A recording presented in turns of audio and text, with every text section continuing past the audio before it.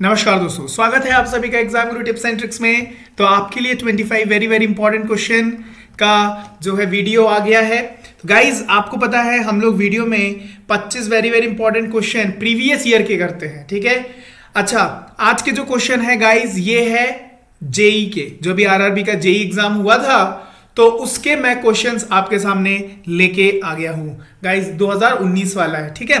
तो देखो, आपको पता है कि जेई का जो लेवल है ग्रुप डी से ऊपर है, तो क्वेश्चंस लेवल वाले होंगे। और अगर हम अच्छे लेवल के क्वेश्चंस करेंगे तो आप इससे जो थोड़े से छोटे जो लेवल के होंगे आप उनको बहुत आसानी से उड़ाते हुए चलेंगे गाइस। तो मैंने इसीलिए जेई का लिया हुआ है। तो आइए करते हैं क्वेश्चन को पार, अच्छे क्वेश्चंस है तो आइए शुरू किया जाए। लेकिन उसके पहले एक इंफॉर्मेशन है, क्या है कि आरआरबी एनटीपीसी का फ्री टेस्ट चल रहा है भैया अनअकैडमी में। फुल लेंथ टेस्ट है, फुल लेंथ टेस्ट देना बहुत ही ज्यादा जरूरी है, तो आप इसको दे सकते हैं। इसी के साथ साथ ग्रुप डी का भी चल रहा है, देख सकते हैं आप शेड्यूल यहां से।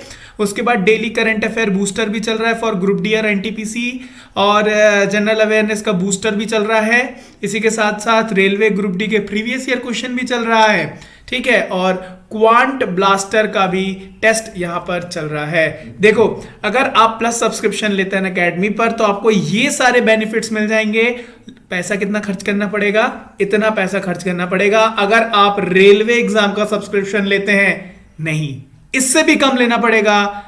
अगर आप हमारा कोड लगाते हैं गुरु टिप्स, आपको इस रेट पर इंस्टेंटली और 10% डिस्काउंट मिल जाएगा गाइस। तो देर किस बात की है, जब भी आप लेंगे हमारा कोड लगाना मत भूलिएगा। आइए शुरू करते हैं आज के 25 क्वेश्चन, बहुत इंपॉर्टेंट। पहला क्वेश्चन आपके सामने, संख्या 3, 6, 7, 5, 1, 4, 9 में 5 का स्थानीय और अंकित मान के बीच का अंतर, ठीक है। तो यहां पर स्थानीय मान क्या है? Local value. और अंकित मान तो 5 का 5 ही अंकित मान, और स्थानीय मान लोकल वैल्यू 1, 3 शून्य आ जाएंगे। 5000 से अंतर पूछा है, 5 माइनस करोगे तो कितना हो जाएगा? 4995। ऑप्शन नंबर सी हो जाएगा राइट आंसर। नेक्स्ट क्वेश्चन देखते हैं। आइए, बहुत ही अच्छा क्वेश्चन है, जरा देखिए। तो एक चोर 400 किलोमीटर दूरी स्थित एक शहर की ओर 60 किलोमीटर प्रति घंटे की चाल से कार चलाते हुए भागता है, ठीक है।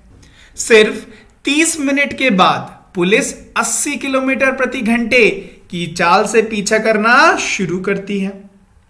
चोर को पकड़े जाने तक पुलिस द्वारा तय की गई दूरी कितनी होगी? क्वेश्चन समझे। क्वेश्चन कह रहा है एक चोर है, ठीक है, उसने जो है चोरी की, फिर कार चलाते हुए भाग रहा है with the speed of 60 kilometre per hour. और भाग के कहां जा रहा है? 400 किलोमीटर दूर एक स्थित शहर में जा रहा है, ठीक है। अब भैया पुलिस को थोड़ी देर बाद पता चला, कितने देर बाद? 30 मिनट बाद। 30 मिनट बाद पुलिस को पता चला, और पुलिस को पता चलने के बाद पुलिस 80 किलोमीटर प्रति घंटे की स्पीड से पीछा करना शुरू कर दी। 80 किलोमीटर 80 किलोमीटर पर आवर की स्पीड से पीछा करना शुरू कर दी। तो कह रहा है चोर के पकड़े जाने तक पुलिस द्वारा तय की गई दूरी कितनी होगी? देखो, कोई फॉर्मूला नहीं लगाना है, इसको हम कॉन्सेप्चुअल वाइज करेंगे। देखो, अभी यहां बताओ, ये जो 30 मिनट बाद पुलिस जो स्टार्ट हुई, ये 30 मिनट तो चोर भागा होगा और ये दूरी बना लेगा। अब यहां देखो 60 किलोमीटर प्रति घंटे की उसकी स्पीड है, मतलब चोर जो है 1 घंटे में 60 किलोमीटर जा सकता है। तो 30 मिनट्स और हाफ एन आवर में कितना चला जाएगा बता दो तो जरा। 30 किलोमीटर भाग जाएगा कि नहीं भाग जाएगा, जरा बता दो तो, हाँ कि ना। अच्छा, अब मुझे एक बात बताओ, 30 किलोमीटर वो किसमें है? एडवांस में है, आगे है। अब नेक्स्ट 1 घंटे में 30 मिनट्स वो भाग चुका है, अब वो नेक्स्ट 1 घंटे में 1 आवर में चोर है ना, ये मैं बात कर रहा हूं चोर की, ठीक है, ये बात कर रहा हूं मैं चोर की। तो चोर 1 घंटे में, नेक्स्ट 1 घंटे में चोर कितना चला जाएगा जरा बता दो तो? 60 किलोमीटर और चला जाएगा। इसका इसका मतलब 60 चला जाएगा और 30 पहले ही जा चुका है, इसका मतलब नेक्स्ट 1 घंटे में वो 90 किलोमीटर जा चुका होगा, हाँ कि ना? अच्छा, पुलिस चालू हुई 30 मिनट बाद और पुलिस 1 घंटे में कितनी दूर पहुंचेगी? पुलिस 1 घंटे में 1 आवर में कितनी दूर पहुंचेगी जरा बता दो तो? 80 किलोमीटर पहुंचेगी कि नहीं? 80 किलोमीटर पर आवर की स्पीड है। अच्छा, police police police next half an hour में आधे घंटे बाद और 40 पहुंच चुकी होगी, 80 प्लस 40 120 किलोमीटर पहुंच चुकी होगी। और ये जो है कौन? ये जो चोर है 1 घंटे के बाद 90 पहुंच चुका है, फिर से आधे घंटे के बाद 90 प्लस 30 यह भी 120 किलोमीटर पहुंच चुका होगा। तो भैया चोर जब 120 किलोमीटर पहुंच चुकी है और जो चोर 120 किलोमीटर पहुंच चुकी है और चोर भी जो है 120 और पुलिस भी 120 पहुंच चुकी है, तो पुलिस चोर को पकड़ लेगी। तो कितने देर बाद पकड़ेगी? 120 किलोमीटर बाद। समझ गए? ऑप्शन नंबर ए हो गया। ठीक है, आइए नेक्स्ट क्वेश्चन करते हैं। आई होप आप समझ गए होंगे। इनमें से किस संख्या के सर्वाधिक भाजक हैं? इनके भाजक लिखने हैं गाइस, तो मैं सीधे बता देता हूं 240 होगा राइट आंसर। कैसे भाजक? 2 इंटू 3 से जाएगा ना 6, हाँ 4 से जाएगा, 5 से जाएगा, 6 से जाएगा, 7 8 से जाएगा, 9 10 से जाएगा, है ना? इस तरीके से भाजक लिखने। तो सबसे ज्यादा भाजक किसके होंगे? ऑप्शन डी के 240 के। नेक्स्ट क्वेश्चन देखो, एक टाइपिस्ट 16 दिन में दिए गए एक डेटा, 6 टाइपिस्ट 16 दिन में दिए गए एक डेटा को टाइप कर सकते हैं। 4 टाइपिस्ट को उसी काम को करने में कितने दिन लगेंगे? तो भैया टोटल काम बराबर क्या होगा? टोटल काम बराबर टोटल काम होगा। तो 6 टाइपिस्ट 16 दिन में किया गया काम 4 टाइपिस्ट द्वारा कितने दिन में किया जाएगा? ये गया x will be equal to 24 days. Option number B हो गया राइट आंसर। नेक्स्ट क्वेश्चन करते हैं। बहुत ही अच्छा क्वेश्चन है, देखो जरा। क्वेश्चन क्या कह रहा है कि क्या बोल रहा है? 3 पुरुषों ने 14 महीने, 8 महीने और 7 महीने की साझेदारी में एक व्यवसाय में प्रवेश किया। यदि उनके लाभ का अनुपात 5:7:8 है, उनके निवेश का अनुपात क्या है? समझ रहे हो? मतलब 3 पुरुष हैं, 14 महीने के लिए इन्वेस्ट किया, 8 महीने के लिए इन्वेस्ट किया और 7 महीने के लिए इन्वेस्ट किया।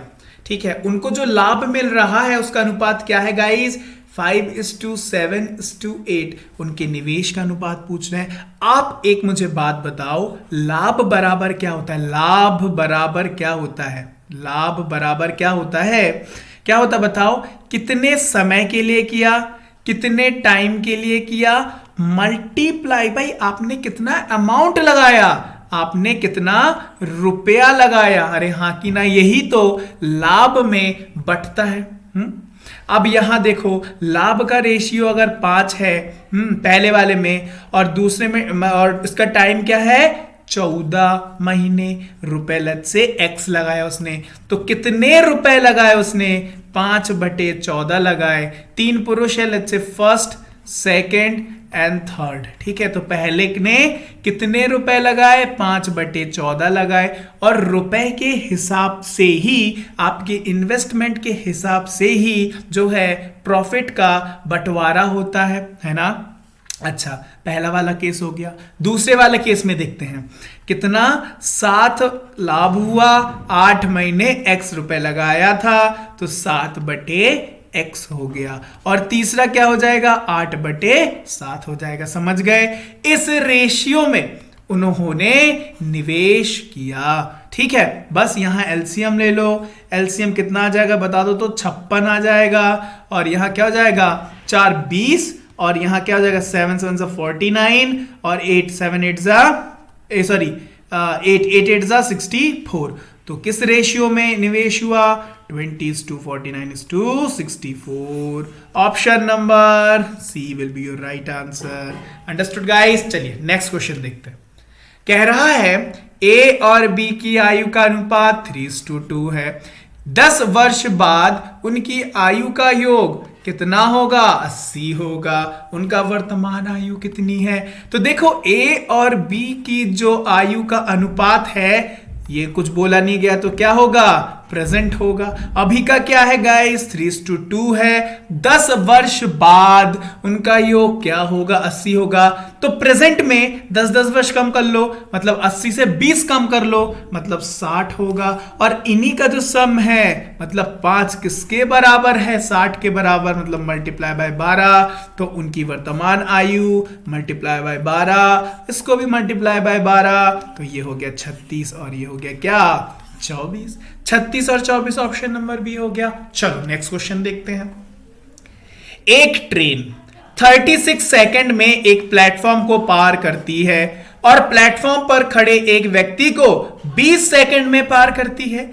यदि ट्रेन की गति 54 किलोमीटर प्रति घंटा है तो प्लेटफॉर्म की लंबाई कितनी होगी? देखो, एक ट्रेन है 36 सेकंड में एक प्लेटफॉर्म को पार कर रही. कितने सेकंड में गाइस?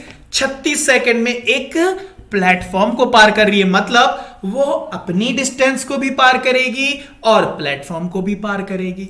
और प्लेटफॉर्म में खड़े एक व्यक्ति को 20 सेकंड में पार कर रही है. प्लेटफॉर्म पे खड़े एक व्यक्ति को अगर पार कर रही है तो वो ट्रेन अपने ही लेंथ को पार कर रही है. यदि ट्रेन की गति कितनी हो? 54 किलोमीटर प्रति घंटा हो तो प्लेटफॉर्म की लंबाई. तो सबसे पहले इसको कन्वर्ट करते हैं मीटर पर सेकंड में, तो क्या हो गया? 3, मतलब 15 मीटर पर सेकंड की ट्रेन की स्पीड है. उसको आदमी को पार करने में लगने वाला समय 20 सेकंड है. तो डिस्टेंस मतलब लेंथ ऑफ ट्रेन कितनी हो गई? ट्रेन की लंबाई 20 × 15. ठीक है, तो कितनी लेंथ हो गई? 300 मीटर लेंथ हो गई. किसकी? 300 मीटर ट्रेन की लंबाई हो गई. अब वो क्या कह रहा है? 36 सेकंड में प्लेटफॉर्म को भी पार कर रही है, तो 300 तो पार करेगी ही. लेट्स से प्लेटफॉर्म की लंबाई x है. और कितने देर में? 36 सेकंड में. और उनकी स्पीड क्या है ट्रेन की? 15 मीटर पर सेकंड. अरे समझ गए हो, बस यही करना था, है ना. देखो क्या? Speed is equal to distance upon time. बस खेल खत्म. सो 300 प्लस x कितना हो जाएगा? ये 540. x will be equal to 240 metre. Option number D. बस एक ही कॉन्सेप्ट ध्यान में रखना, speed is equal to distance upon time. Question किसी भी तरीके से घुमाए, आप सोच अगर पा रहे हो तो आराम से करते हुए चले जाओगे. सिर्फ ये फॉर्मूला ध्यान रखना. और यूनिट कन्वर्जन 5/18 और 18/5. ठीक है, बस यही है. ठीक है, चलो नेक्स्ट क्वेश्चन देखते हैं. यदि 200 पुरुष प्रतिदिन 8 घंटे काम करके 6 दिनों में एक नहर खोद सकते हैं तो 300 आदमी को प्रतिदिन 6 घंटे काम करके नहर खोदने में कितना समय लगेगा? MDH is equal to MDH. कितने पुरुष? 200 पुरुष. कितने घंटे? 8 घंटे. कितने दिन? 6 दिन. कितने पुरुष? 300. कितने घंटे? 6. कितना दिन? x. तो 0 0 0 0. ठीक है, ये गया 2 बार. ठीक है, ये गया कितनी बार? 3 बार. तो 8 दूनी 16, 16/3 हो गया x. कितना गया? 5. 15 बार जाएगा और 1/3 दिन आ जाएगा. तो 5 1/3. ऑप्शन नंबर डी हो गया राइट आंसर. चलो नेक्स्ट क्वेश्चन देखते हैं. हल कीजिए. 1 + 1/2 + 1/4 + 1/8 + 1/16 एंड सो ऑन. कहां तक? इन्फिनिटी. देखो, इसको सॉल्व करने का फॉर्मूला होता है, लेकिन आपको फॉर्मूला नहीं जानना है. क्यों? इतना सब कुछ याद रखोगे तो फॉर्मूला कोई जरूरत नहीं है अभी फिलहाल इस क्वेश्चन के लिए. देखो, एक बात सोचना, ये हुआ 1 और ये क्या होगा गाइस? 1/2 मतलब 0.5 और ये क्या होगा? 0.25 और ये क्या होगा? 0.125 और ये क्या होगा? और कम होता जाएगा. तो देखो यहां 1.5 हो रहा है, यह 1.75 हो रहा है, और प्लस करते धीरे धीरे धीरे धीरे धीरे धीरे धीरे बिल्कुल मतलब जीरो तक, जीरो के पास और जा रहा है। तो ये 1.75 तक पहुंच गया है बड़े बड़े में। तो ये ज्यादा से ज्यादा कहां तक पहुंचेगा, 2 तक पहुंचेगा ना। लगा दो, कॉमन सेंस लगाना है और इस क्वेश्चन को सॉल्व करना है, कोई फॉर्मूला मत लगाना, ठीक है। चलो नेक्स्ट क्वेश्चन देखते हैं। अपने जेब खर्च का 1/4 हिस्सा चॉकलेट पर और 1/8 हिस्सा पिज्जा पर खर्च करने के बाद एक लड़की के पास 40 रुपए शेष बचते हैं। शुरुआत में उसके पास कितनी राशि थी? 1/4 हिस्सा उसने चॉकलेट पर और पिज्जा पर उसने 1/8 हिस्सा खर्च किया। लेट्स से मैं इसका एक अगर एलसीएम ले लूं 8, तो 1/4 मतलब उसने 2 हिस्सा चॉकलेट पर और 1 हिस्सा उसने पिज्जा पर खर्च कर दिया। मतलब उसने खर्च किया कितना? 3/8 अमाउंट उसने खर्च कर दिया है। शेष अमाउंट कितना बचा है? 5/8। और शेष कितना रुपए बोला गया है? 40। मतलब इस 5 की वैल्यू क्या होगी? 40। तो ये टोटल की वैल्यू यहां क्या हुआ? Multiply by 8। तो टोटल की वैल्यू क्या हो जाएगी? टोटल की अमाउंट कितना हो जाएगा? 64। तो शुरुआत में उसके पास कितनी राशि थी? 64 थी। ऑप्शन नंबर बी, ठीक है। नेक्स्ट क्वेश्चन आओ, क्या कह रहा है? एक निश्चित धनराशि पर 4% वार्षिक दर से 2 वर्ष का साधारण ब्याज रुपए कितना है गाइस? 140 है। समान राशि पर समान दर से समान अवधि के लिए चक्रवर्ती ब्याज और साधारण ब्याज के बीच का अंतर ज्ञात कीजिए। समझ रहे हो क्वेश्चन को? अब इसको सॉल्व किया जाए। देखो 4% वार्षिक दर से 2 वर्ष की साधारण ब्याज, मतलब 4 × 2 8% की वैल्यू क्या दी गई है? 140। सबसे पहले मैं मूलधन निकाल लूं तो 100% क्या होगा? 140/8 × 100। अरे इज इट? अरे हाँ कि ना बता दो तो कितना हुआ? देखो तो 4 और ये हुआ 50, ये हुआ कितना? 2 और ये हुआ 70, ये हुआ 1 और ये हुआ 35। मतलब ये क्या हुआ? 35, 175 और 1 शून्य और लगा दो। ये हुआ टोटल अमाउंट, ये हुआ टोटल अमाउंट, ठीक है। अब जरा मुझे एक बात बताओ, टोटल अमाउंट नहीं, सॉरी, ये हुआ प्रिंसिपल है ना, मूलधन, ठीक है। अब मुझे एक बात बताओ कि जो है 4% 2 वर्ष का केस मैंने आपको बताया था। डिफरेंस जब भी बोले चक्रवर्ती और साधारण ब्याज का 2 वर्ष में, तो आपको क्या करना है? जो भी रेट लिखा हो उसका स्क्वायर डिवाइडेड बाय 100। 4 का स्क्वायर 16/100। मतलब डिफरेंस क्या आएगा? मतलब ACI माइनस SI क्या आएगा गाइस? 0.16%। तो 1750 का 0.16%, ठीक है। इसको हटाया तो 2 शून्य और आ गए। When you will solve you will get 2.80 रुपए। Option number C will be your right answer. Understood? चलो नेक्स्ट क्वेश्चन किया जाए। यदि रुपए 5 में 6 के मूल्य से खरीदी गई वस्तु को रुपए 6 में 5 नग के भाव में बेचने पर होने वाला प्रतिशत लाभ ज्ञात कीजिए। 5 रुपए में 6 खरीदी पीसेस, बेच दी 6 रुपए में 5। बस क्या करना है? Cross multiply. तो गाइस ये हो जाएगा 25 से 36। कितने की बढ़ोतरी हुई? 11 की। किस पर? 25 पर। तो कितना हुआ? 44% का लाभ, ठीक है। चलो नेक्स्ट क्वेश्चन देखते हैं।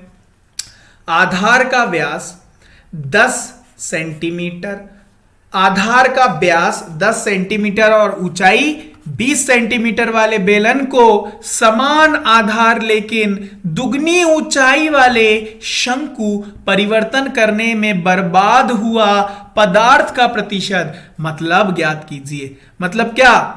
वॉल्यूम कितना खराब हो गया। अब जरा देखो, पहले वाले केस में क्या है? बेलन है, इसको किस में कन्वर्ट कर रहे हैं? इसको किस में कन्वर्ट कर रहे हैं? शंकु में, कोन में कन्वर्ट कर रहे हैं। फॉर्मूला अब देखो, इसकी वैल्यू लिख दी जाए तो ये सपोज सिलेंडर ठीक है, और ये है कोण, ठीक है। तो यहां देखो क्या बोल रहा है, व्यास अगर 10 सेंटीमीटर है तो रेडियस कितना हो जाएगा 5 सेंटीमीटर, और ऊंचाई कितनी हो जाएगी 20 सेंटीमीटर दी गई है। लेकिन यहां बेलन को समान आधार वाला, मतलब समान आधार है, इसका मतलब इसका भी रेडियस 5 सेंटीमीटर होगा, लेकिन ऊंचाई जो है गाइस वो दुगनी कर दी गई है, मतलब हाइट को 40 सेंटीमीटर कर दिया गया है। अब देखो इसका लगाओ क्या गाइस, इसका लगाओ फॉर्मूला वॉल्यूम का, तो क्या होता है पाई आर स्क्वायर एच, इसका कितना होता है 1/3 पाई 1/3, उसके बाद पाई पाई आर स्क्वायर एच, ठीक है। तो यहां जरा देखो, यहां क्या देखो, यहां रेडियस और रेडियस सेम है, ठीक है, पाई से पाई गया, रेडियस से रेडियस चला गया, अरे हाँ कि ना बता दो तो। लेकिन गाइज यहां पर एच कितना है 20 है, और यहां 1/3 और हाइट कितना है दुगना 40 है, अरे हाँ कि ना। तो ये क्या हो गया 2 और ये हो गया 1, मतलब 3 से, ये 3 इधर चला गया, 3 से 2 हो रहा है, कितना कम हो रहा है 21 पर 3 पर मल्टीप्लाई बाय 100, मतलब 33.33% का क्या होगा पदार्थ में, पदार्थ बर्बाद हुआ है। समझ गए, ऑप्शन नंबर ए हो गया राइट आंसर, ठीक है। और नेक्स्ट क्वेश्चन, 1/7 5, 5/6 और 7 का एलसीएम और एचसीएफ ज्ञात कीजिए। तो 1.75, 5.6 एंड 7। एक काम करते हैं, पॉइंट को हटा देते हैं, आसानी होगी। तो 175, 560 और 700। पहला ऑप्शन उठाओ 80 वाला, 28 वाला, तो मतलब 28 2 शून्य और लगाने पड़ेंगे क्योंकि मैंने बढ़ाया है। देखो तो क्या इससे ये जा रहा है, हाँ जा रहा है, क्या इससे जा रहा है 5 गुना 25 और 30, हाँ ये जा रहा है 5 गुना होता है। अच्छा क्या ये जा रहा है, ये तो जा ही रहा है 4 गुना। इससे छोटा वाला कौन सा है, देखो तो 2400 है, अगर 24 है मतलब अगर मैं 2400 करूं क्या ये जाएगा, देखो तो 4 बार अगर मैं करूं तो 2000 और 4 छक 2400 मतलब 2240 नहीं जाएगा। इसका मतलब ये 28 तो एलसीएम होना तय है। इसको और इसको काट दो। आगे देखते हैं, इनके और इनके बीच में डिफरेंस कितने का आ रहा है 600 140, और यहां पर कितने का डिफरेंस हो रहा है बताओ 200, तो 360 और तो 385, ठीक है। अब देखो 140 से ये तो जा नहीं रहा है, इसको और घटा दो 70 से जा रहा है क्या, ये भी नहीं जा रहा है, इसको और घटा दो, मतलब हाफ कर रहा हूं। 35 से जा रहा है क्या, बिल्कुल जा रहा है, ये जा रहा है, मतलब 0.35, क्यों 100 मैंने वो किए थे ना, 2 शून्य लगाए थे तो डिवाइडेड बाय 100 कर दिया, तो 0.35, तो ऑप्शन नंबर सी हो गया 28 और 0.35 हो गया। चलो नेक्स्ट क्वेश्चन देखते हैं। हमेशा इसको जो है पॉइंट को हटाने, डेसिमल को हटाने की कोशिश करना। चलो नेक्स्ट क्वेश्चन देखो। अरुण एक रंगीन टेलीविजन के लिए 16,000 का नगद भुगतान करना चाहता है। बाला उसी टेलीविजन को 2 वर्ष बाद दे ₹7,776 में खरीदना चाहता है। यदि साधारण ब्याज की दर से 5% वार्षिक है, साधारण ब्याज, ठीक है, तो दुकानदार के लिए कौन सा सौदा बेहतर होगा। अरुण को बेचा गया टेलीविजन कितना है 16,000 है। अब अगर बाला को क्या बोल रहा है 5% वार्षिक पर 2 वर्ष बाद, मतलब 10% का उसको क्या हो जाएगा साधारण ब्याज मिलेगा, किसको, दुकानदार को। तो इसका 10% मतलब क्या हो गया 1600 और मिल जाएगा, मतलब क्या हुआ 1760 का अमाउंट पड़ेगा किसको, दुकानदार को। लेकिन देखो बाला उसी टेलीविजन के लिए कितना दे रहा है 17,776, ठीक है। तो देखो ज्यादा दे रहा है ना, तो दुकानदार को सौदा किसमें अच्छा हुआ, ज्यादा प्रॉफिट मिलेगा बाला में। ऑप्शन नंबर सी बाला से। नेक्स्ट क्वेश्चन देखते हैं। Under root of cot square theta minus cos square theta का मान ज्ञात करिए। आइए करते हैं। तो यहां पर cot square theta minus cos square theta ना, चलिए इसको साइन कॉस में बदला जाए। सो इसको मैं लिख सकता हूं कॉस स्क्वायर थीटा और माइनस साइन स्क्वायर थीटा और यहां माइनस कॉस स्क्वायर थीटा, नीचे कुछ नहीं है तो 1। लेट टेक एलसीएम, तो साइन स्क्वायर थीटा यहां आ गया cos square theta minus cos square theta into sine square theta. अरे हाँ कि ना बता दो तो जल्दी से। तो यहां पर क्या हो जाएगा, यहां जो है अगर मैं कॉस स्क्वायर थीटा को कॉमन ले लूं ऊपर से, तो कॉस स्क्वायर थीटा यहां बचेगा 1 माइनस साइन स्क्वायर थीटा और नीचे sine square theta under root है। तो यहां फिर क्या आ जाएगा, और 1 माइनस साइन आपको पता है sine square theta plus cos square theta is equal to 1। तो 1 minus sine square theta is equal to 1 minus sine square theta is equal to cos square theta. तो मैं ये यहां लिख सकता हूं under root of cos square theta multiply by cos square theta और नीचे साइन स्क्वायर थीटा। देखो यहां सब मल्टीप्लाई में सबके ऊपर स्क्वायर है और बाहर टू दी पावर क्या है, अंडर रूट है। अंडर रूट को हटा दो तो क्या हो जाएगा, cos theta into cos theta divided by sine theta. अरे हाँ कि ना, इसको मैं लिख सकता हूं cos थीटा बटे sine theta multiply by cos theta. हाँ कि ना, तो cos अपॉन साइन क्या हो जाएगा, cot हो जाएगा। So cot theta multiply by cos theta, cot theta into cos theta, option number C हो गया राइट आंसर। ठीक है, इजी क्वेश्चन था। पढ़ते नेक्स्ट क्वेश्चन में। A B square C square A square B C और ए क्यूब बी क्यूब और सी square का लासा। आपको पता है जब भी पावर वाला कॉन्सेप्ट आए, एलसीएम पूछा जाए तो सबसे बड़े बड़े पावर वाले को ही लेना है एलसीएम। एचसीएफ पूछा जाए तो सबसे छोटे छोटे पावर को लेना है। यहां A B square C square है, दूसरा क्या ए स्क्वायर बी सी है और तीसरा ए क्यूब बी क्यूब और सी स्क्वायर है। तो एलसीएम क्या होगा, सबसे बड़ा ए का कौन है, ए क्यूब है। बी का कौन है बड़ा वाला, बी क्यूब है। और सी का कौन है बड़ा वाला, सी स्क्वायर है। एलसीएम क्या हो गया, a cube b cube c square, a cube b cube c square, option number c right answer. Next question guys क्या कह रहा है कि दो अंकों के सबसे बड़ी अभाज्य संख्या, दो अंकों की याद होनी चाहिए, दो अंकों की 97 होती है याद रखना, और 3 अंकों की सबसे छोटी 101 होती है याद रखना। चलो नेक्स्ट क्वेश्चन देखो। 72 किलोमीटर प्रति घंटे के रफ्तार से चलने वाली 120 मीटर लंबी रेलगाड़ी को 132 मीटर लंबा पुल पार करने में कितना समय लगेगा।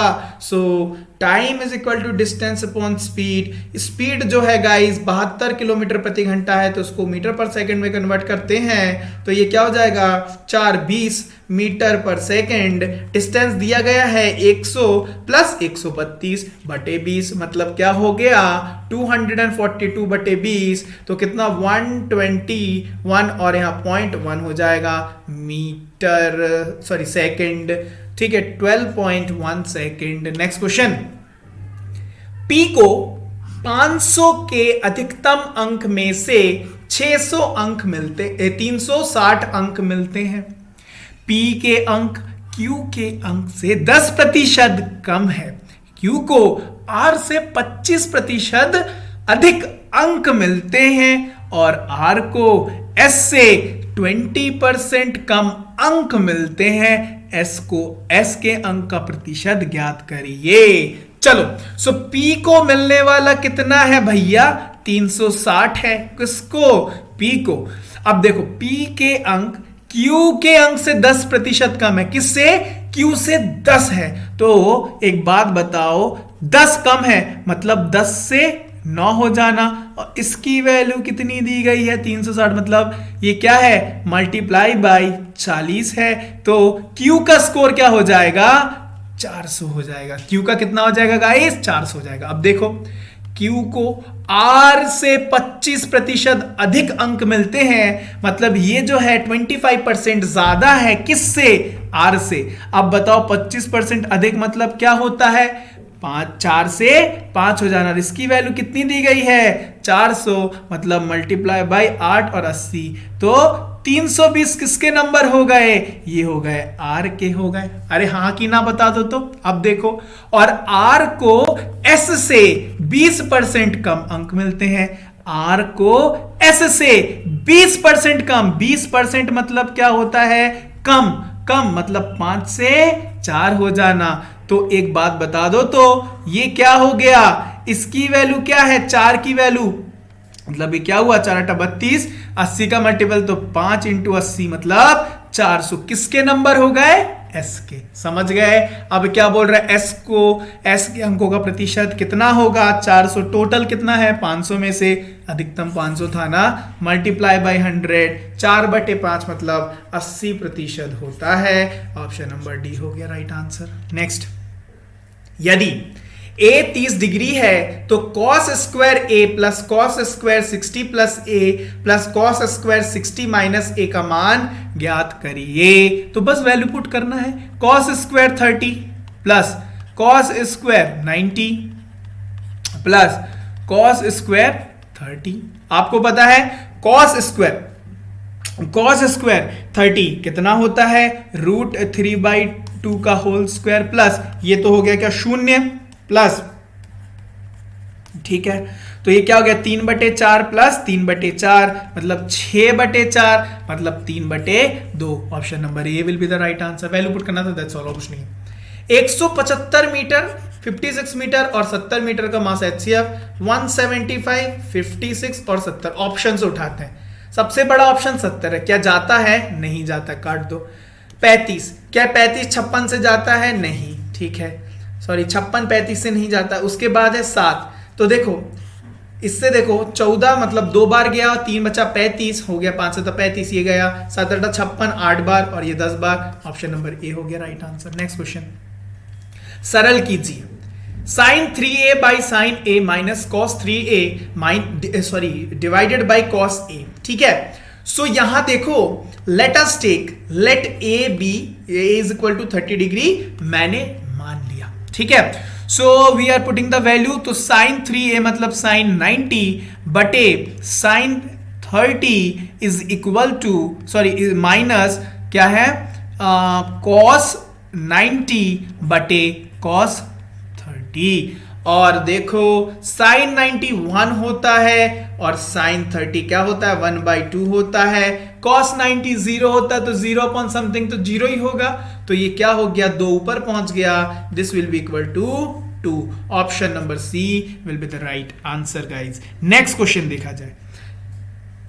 नेक्स्ट क्वेश्चन क्या बोल रहा है, P और Q दौड़कर एक वृत्त मार्ग में एक चक्कर क्रमशः 4 मिनट और 7 मिनट में पूरा करते हैं। वह एक साथ एक ही बिंदु से दौड़ना शुरू करते हैं। जब Q ने 12 चक्कर पूरे कर लिए हों तो वह कितनी बार मिलेंगे यदि, प्रथम क्या बोल रहा है समान दिशा में, दूसरा बोल रहा है विपरीत दिशा में। तो सबसे पहले मैं P और जो है गाइज P और Q का चक्कर देख लेते हैं, ठीक है। देखो Q जो है 7 मिनट में जो है एक पूरा चक्कर लगा सकता है। Q 7 मिनट में जो है एक चक्कर लगा सकते हैं। यहां Q जो है 12 चक्कर पूरे कर लिए, ठीक है, कर लिए हो तो 12 चक्कर को लगाने में Q को 12 चक्कर है ना, 12 चक्कर लगाने में समय कितना है जरा बता दो तो 7 × 12 मतलब 84 मिनट्स लगने वाले हैं उसको, ठीक है। अब जरा एक बात बताओ, P को दौड़ने में चक्कर लगाने में कितना समय लग रहा है, 4 मिनट। तो P को यही जो है 84 मिनट